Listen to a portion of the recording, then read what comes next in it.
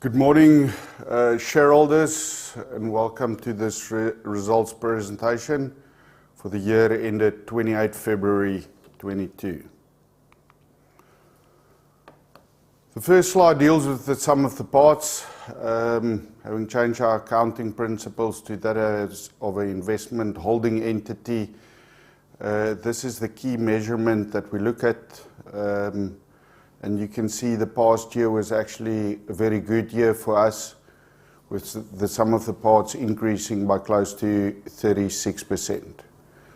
Consult makes up the bulk of the assets at 42%, Kira 18%, Zeder 10%, and Psg Alpha 17% of the sum of the parts value. I think the biggest thing going on at the moment for us is Project Value Unlock, as we call it. I'm going to go through some of the slides that are highlighted on the 1st of March following our detailed cautionary announcement. In summary, this is what the transaction involves.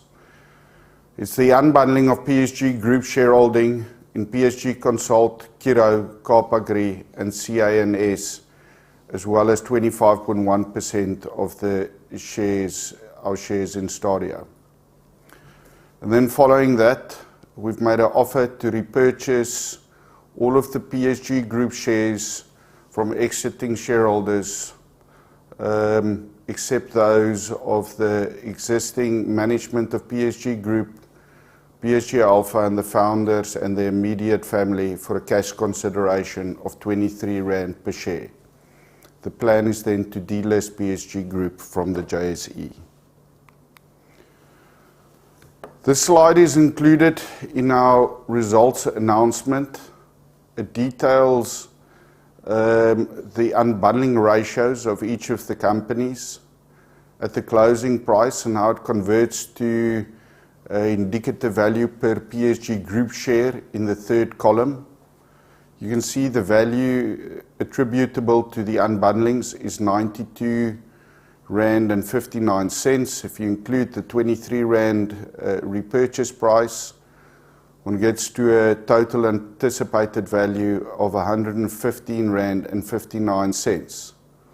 Given that PSG Group share price at closing on the 28th of February was 81 Rand and 83 cents, that represents a 41% premium to the share price.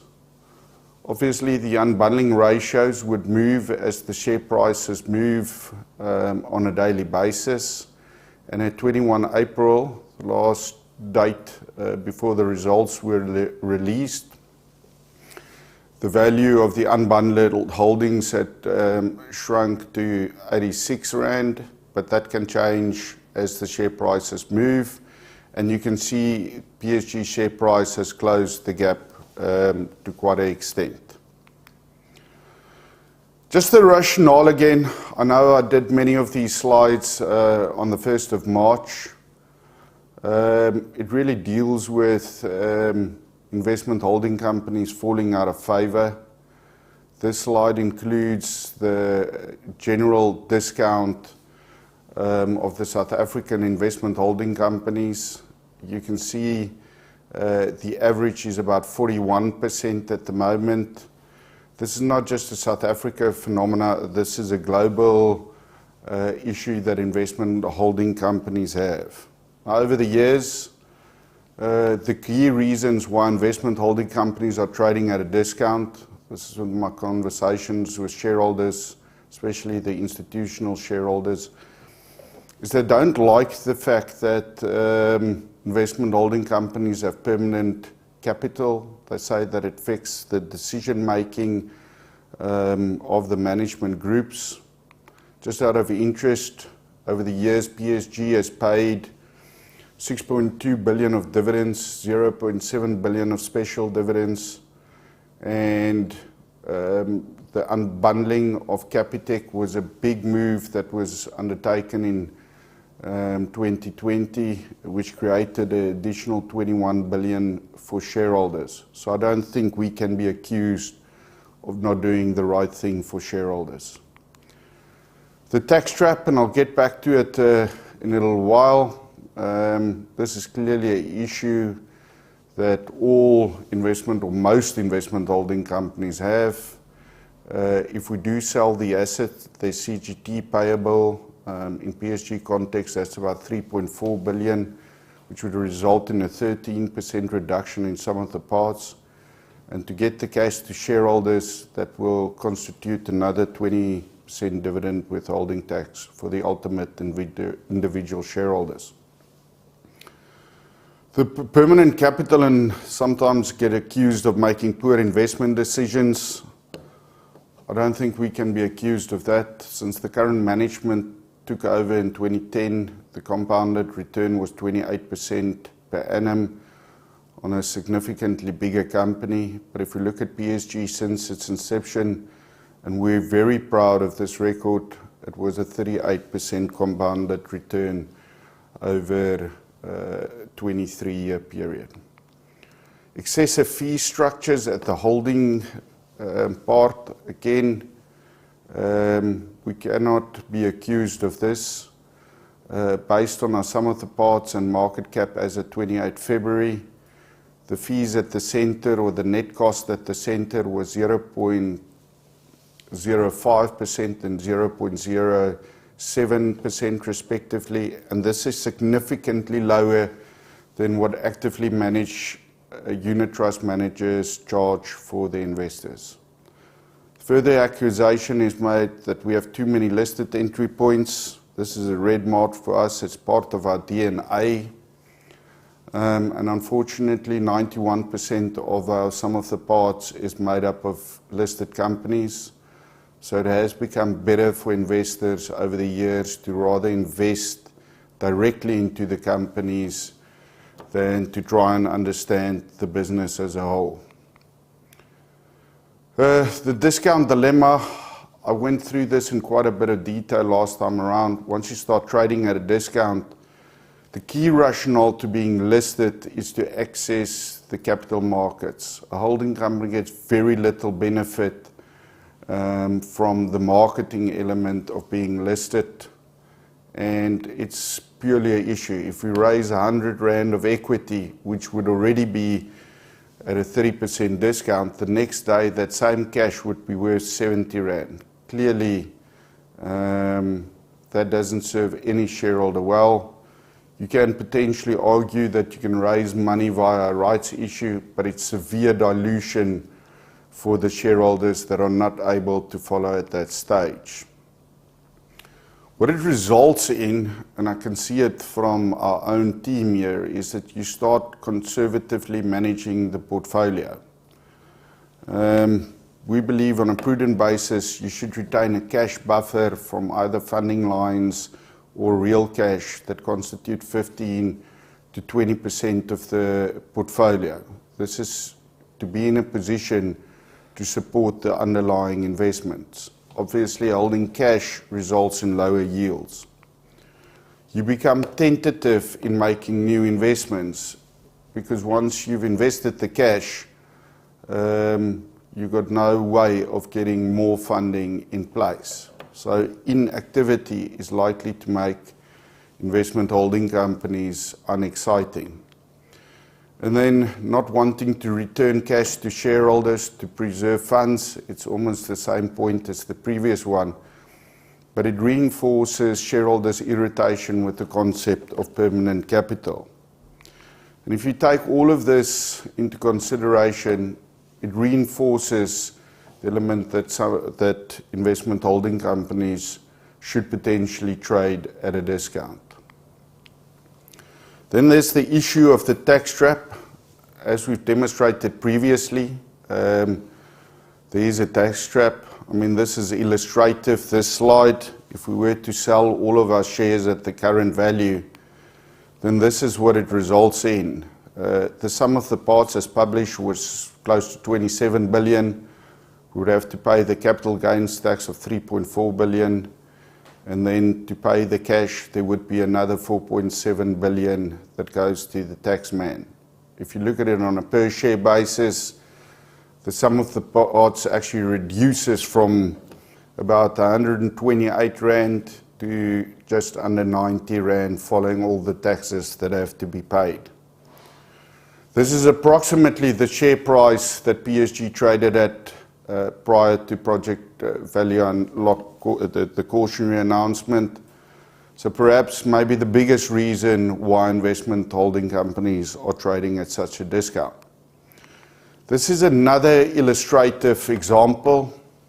Let's assume there's a company A makes a cash offer to acquire PSG Consult at a 40% premium at 18.62 Rand, the current price, or at year end it was 13.30 Rand.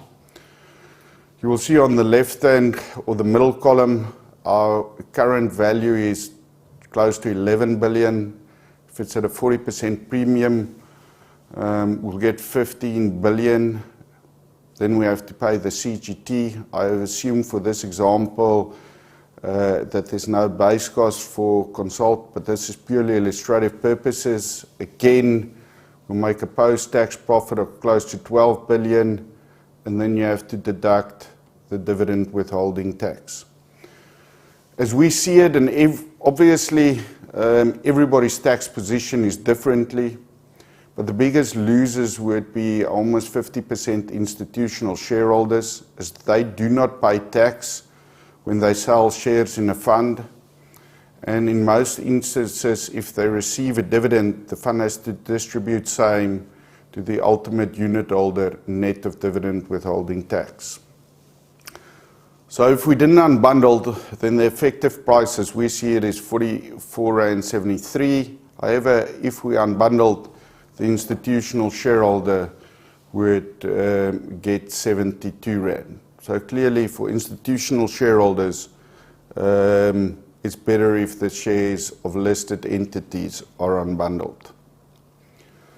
The anticipated timeline on the transaction, in June, the scheme circular will be distributed to our shareholders.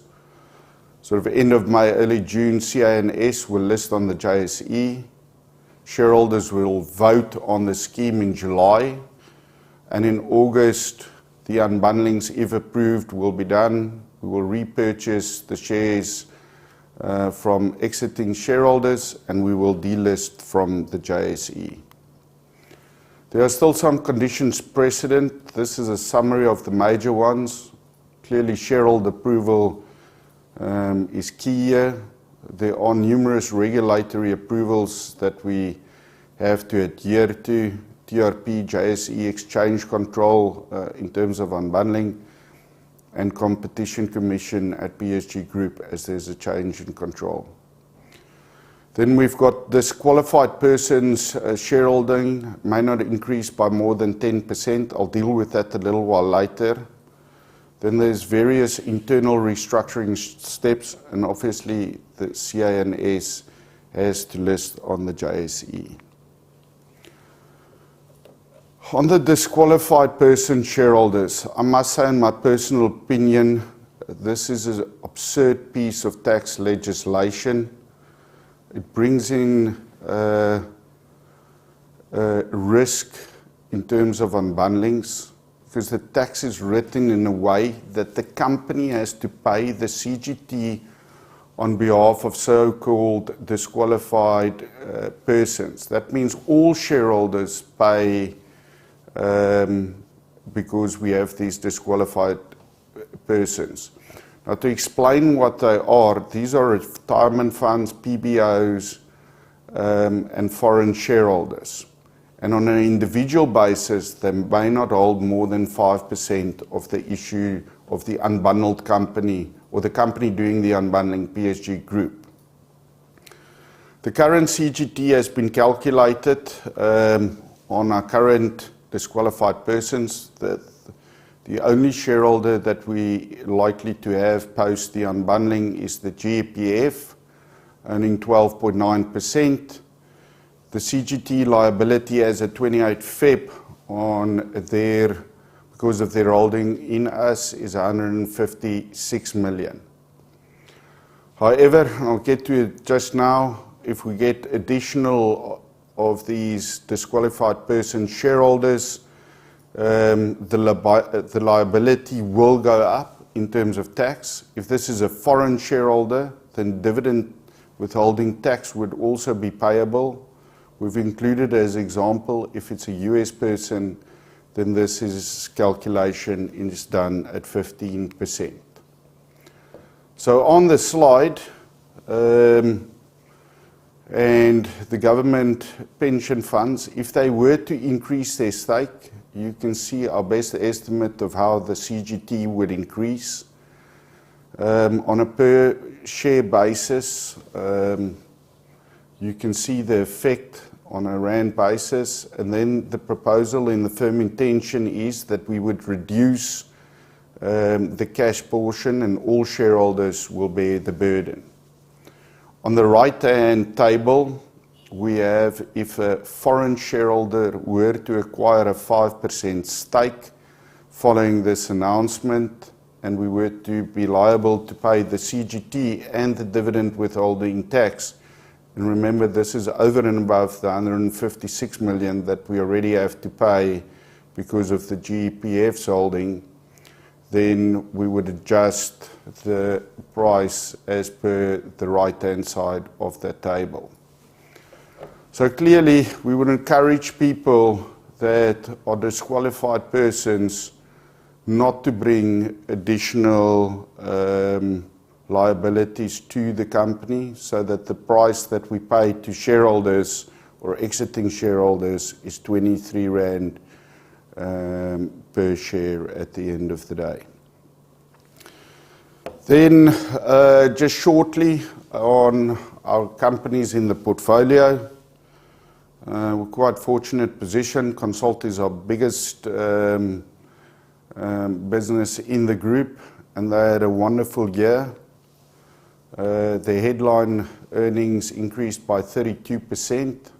I must add, you'll see a lot of good results coming from financial services companies. I think it is important to note that one needs to take cognizance what happened last year, and most of them had a severe decline in earnings. This is not the case with Consult.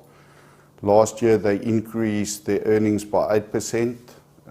So it's been, even going through COVID, this company has performed exceptionally.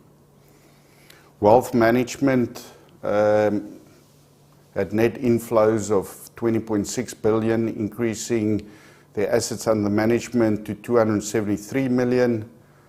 That division increased its headline earnings by 14% to 510 million. The insure business increased its gross written premiums by 5%. Again, one must consider that this business, to grow it, is a lot more linked to the general economy in South Africa.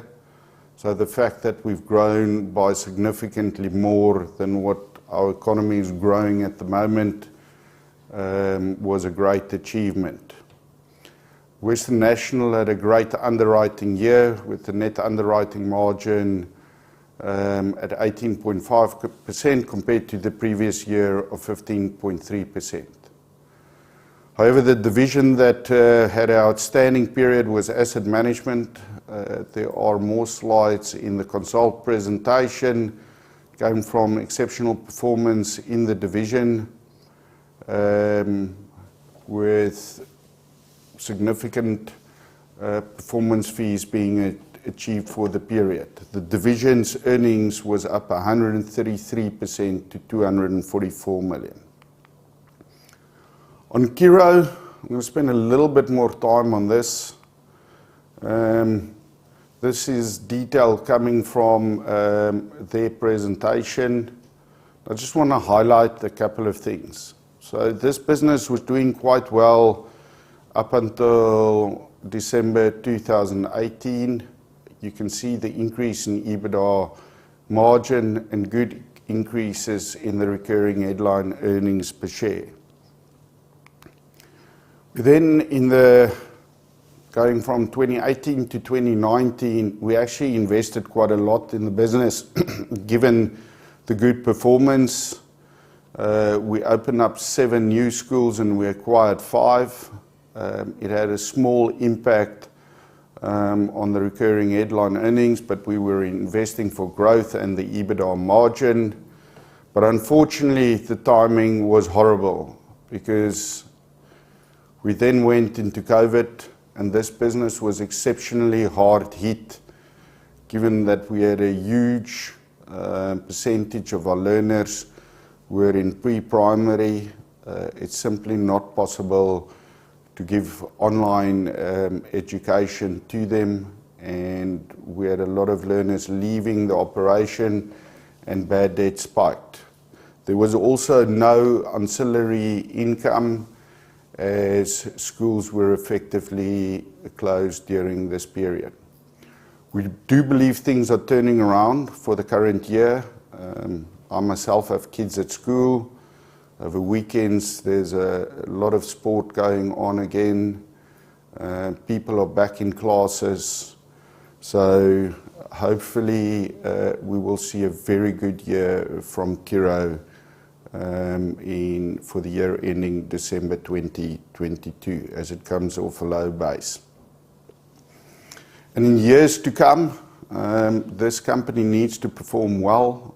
Pointed out from investors, it has a very low ROE, but as we fill the capacity, this should improve. And again, it's based on the premise that we should return to a normal level of economic growth and that there are no more lockdowns in terms of COVID.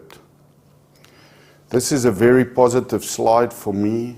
It shows that especially on the high school level, there is significant growth in the operation, which should bode well for the years ahead.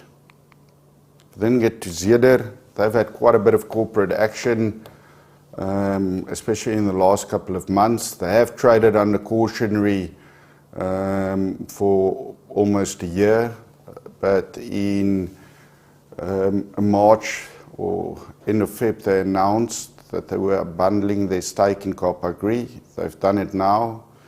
In terms of the Zeder share, that's about R1.03 of value that was unlocked, or 1.6 billion. We are proud of what that management team at Kaap Agri have achieved over the years. And following the unbundling of Kaap Agri from Psg, we look forward to being direct shareholders in Kaap Agri. Zeder also disposed of its investments in the logistics group.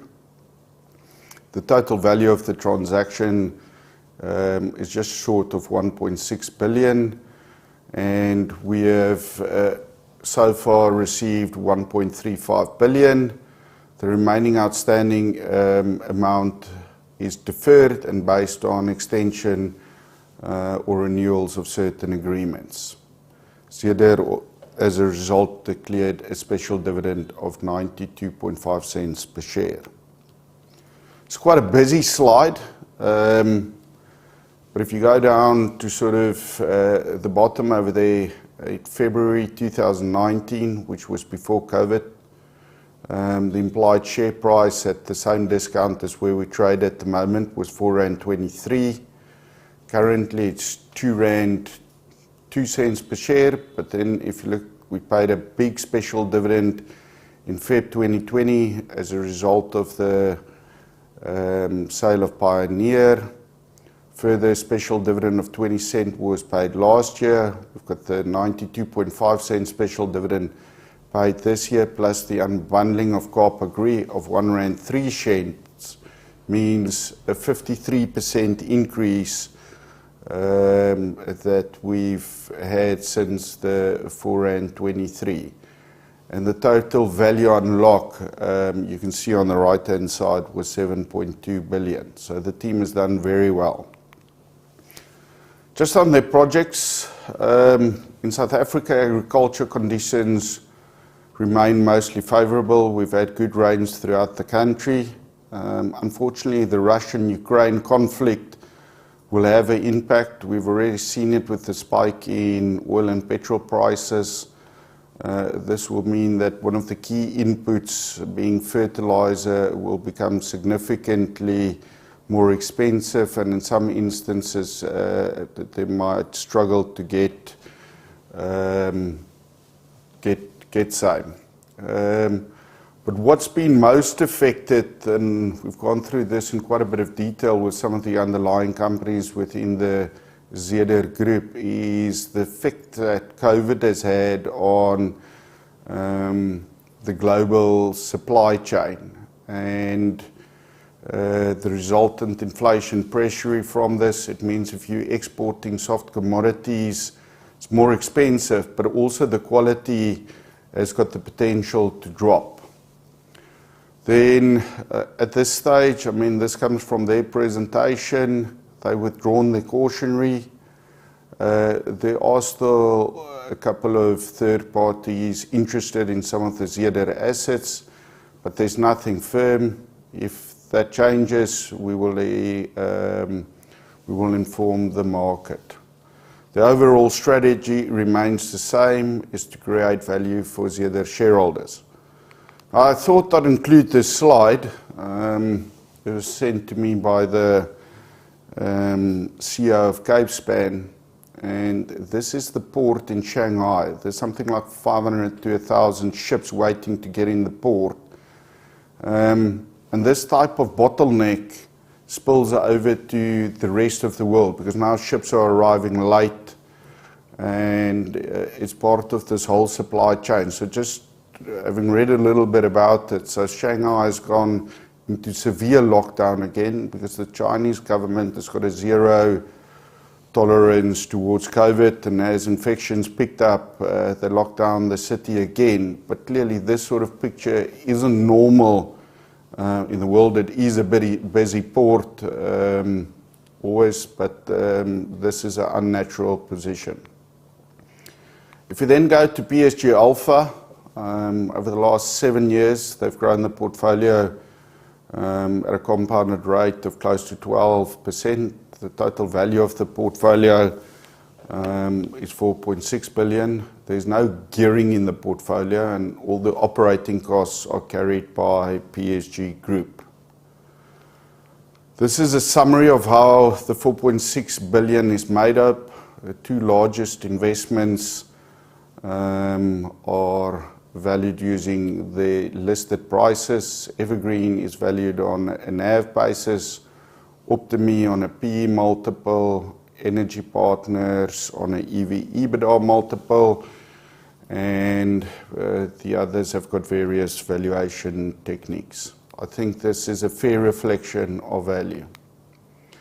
CA&S, it's a collection of fast-moving consumer goods, services, businesses, and they operate throughout the Southern Africa region, providing route-to-market services to prominent multinational and local brands. As we've mentioned, currently they're listed on the Botswana Stock Exchange and the Cape Town Stock Exchange, and in a month or so they should be listed on the JSE, which I think would be a significant benefit for them on a liquidity basis. I'm not going to go into this in detail, but you can see the extent of our operations across Southern Africa. And I might add, this is a phenomenal management team, and maybe one of the few businesses that are actually succeeding north of the Limpopo. This is a quick snapshot of their earnings.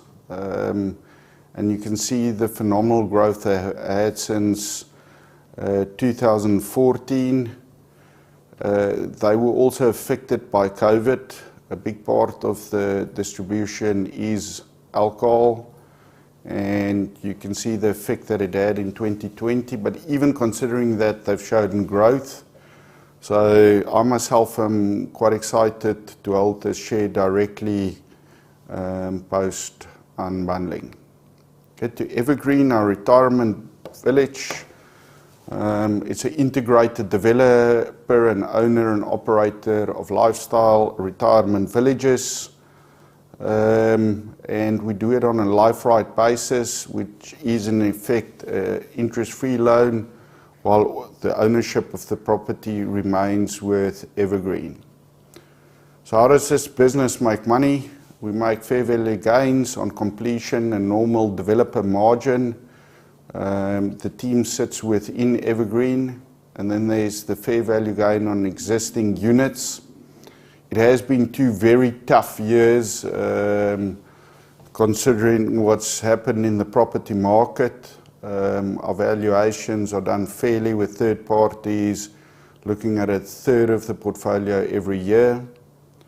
Then there is other income and expenses. There is holding or head office company expenses, and then you have a little net income or loss from village operations. As the villages get closer to completion and the occupancy is at the right level, you should expect a small income. This will never be a big money spinner for us, as we try and keep the costs as low as possible for the village occupants. And then we do have a healthcare business. I think the same principle would apply. It's a break-even operation where we would rather give our clients a great experience. There's a lot of detail on this, but this is the breakup of how the valuation works. You can see at the top there we sit at 83% occupancy rate. It has been difficult to sell in COVID, as old people have struggled to get to the villages. But we're quite proud of the fact that during the last year, Evergreen sold 155 life rights totaling 460 million rand, 2/3 of that being new sales and 1/3 being resales. This is just, at the moment, we've only got 60 units in Valdevia under construction, but as the year developed, we got a number of other constructions that we have in the pipeline. So this should expand quite considerably leading into next year. Stadio, they've done very well as a management team. They've got a wonderful vision to be a credible private university with over 100,000 students. Currently, they have approximately 38,000. They've got 86 accredited qualifications, and this is very exciting, 34 in the pipeline. They operate from 14 campuses, with our first large multi-faculty campus opening our doors in the current year. But it is important to note that 80% of the learners are going through distance channels and only 20% have contact learning. This means that this company operated very well during COVID, and we believe this is the way of the future to a large extent for tertiary education. They now operate through 3 parts. I mean, we went through a process last year of consolidating a lot of the brands under Stadio. Millpark, our business school, still sits separately, and AFDA, which is the visual arts part of our business, also operates under its own brand at the moment. It's been a good story from an earnings perspective.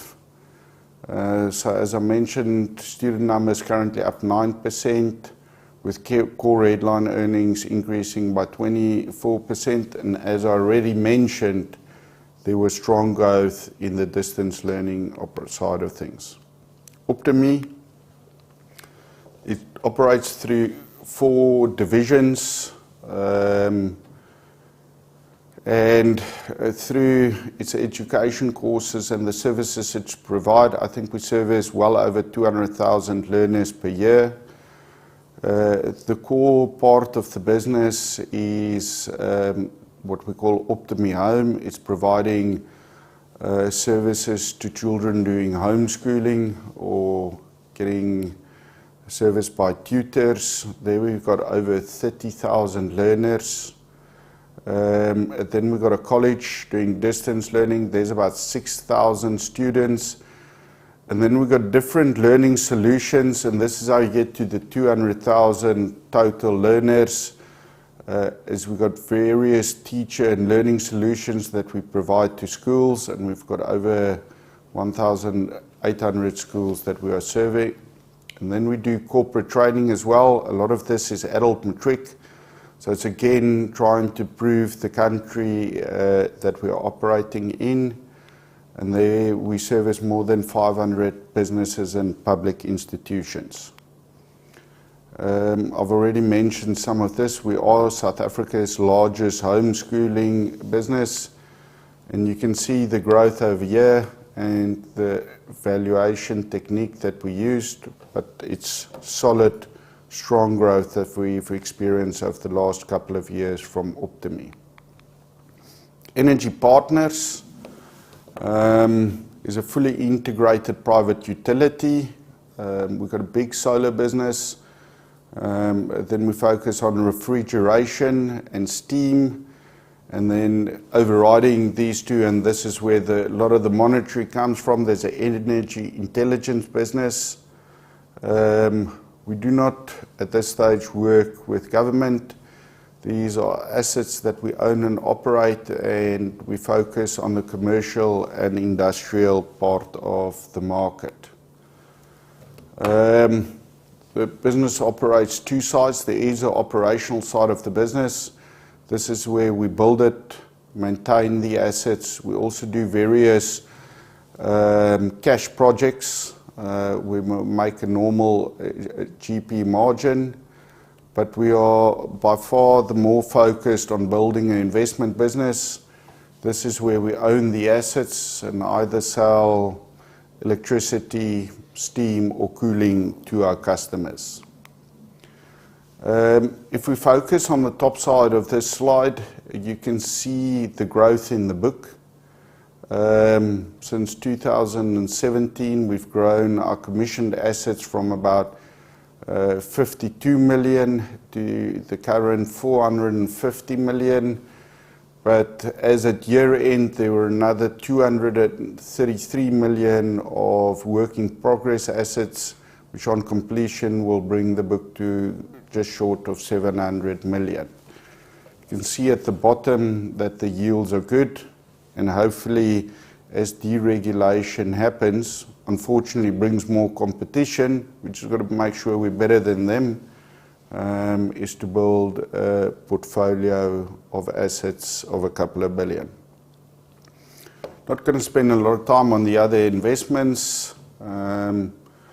S&C is a nanofiber company that makes some very interesting product. It has been difficult for them to get the product to market.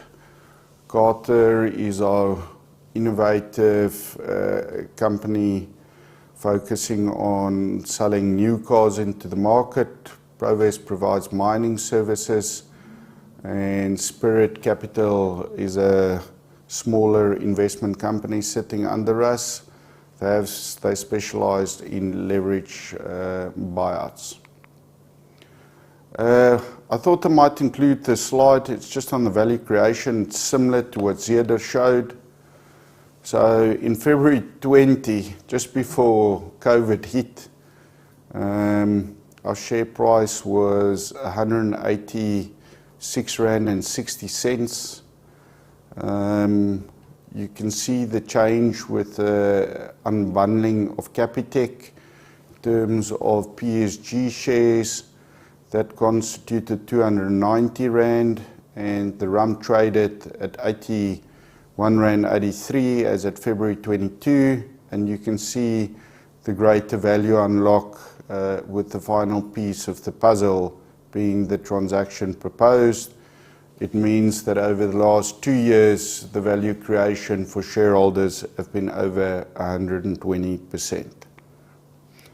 There's a lot more detail on these individual websites of the companies. They've all recently, except for Kaap Agri, announced their results. Kaap Agri's will come out, interim results will come out in May.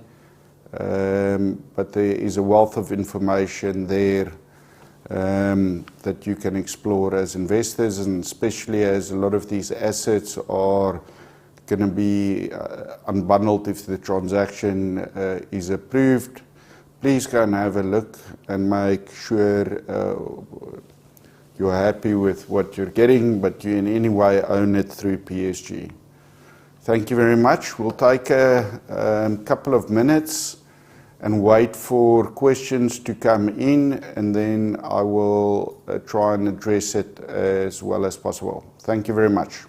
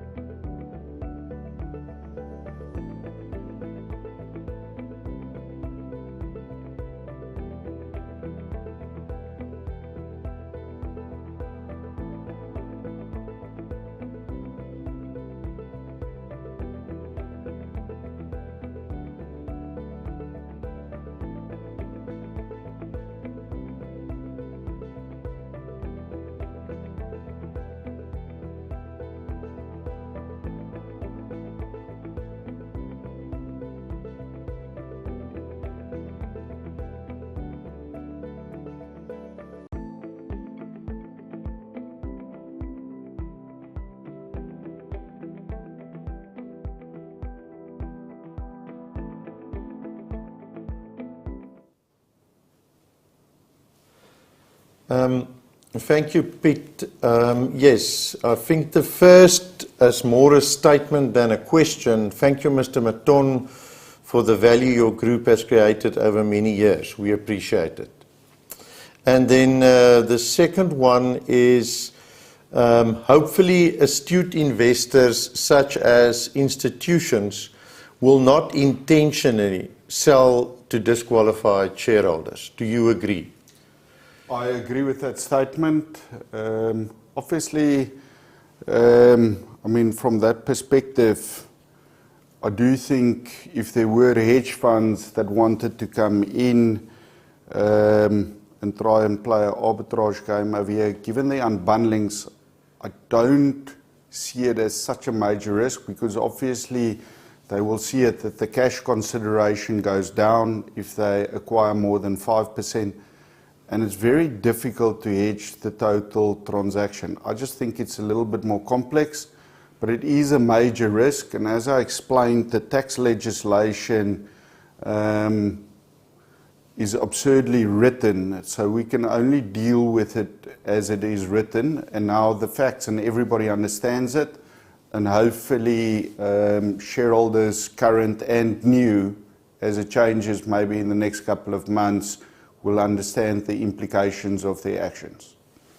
Thank you, Piet. The next question is, when will the shareholders meeting take place? Now, I think you've alluded to that. It's on or about the end of July, or during July, we said, but I think in all probabilities more towards the end of July.